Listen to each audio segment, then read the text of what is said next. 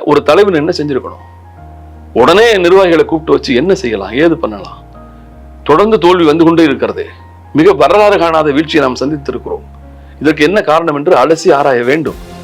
ஆனா அவர் அதை செய்யாம சேலத்துல இருக்காரு. ஏன் அவர் இந்த கூட்டத்தை கூட்டலைன்னா அவருக்கே தெரியும். தோல்விக்கு காரணம் என்ன என்று அலசி ஆராய வேண்டிய அவசியமே இல்லை. தோல்விக்கு காரணம் அவர் மட்டுமே தான்.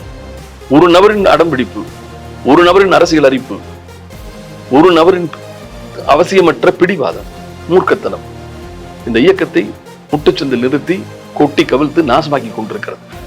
அதனால அதை அவர் அருகிலிருந்து வேடிக்கை பார்க்கிற மூத்தவர்கள் இருக்கிறார்களே, இந்த கட்சிக்காக உழைத்த செங்கோட்டையன், செம்மலை, செல்லூர் ராஜு, இவர்களெல்லாம் உள்ளே புலம்புகிறார்கள். எங்களை வெளியே பார்க்கிற போது எங்களிடம் கொட்டி தீர்க்கிறார்கள்.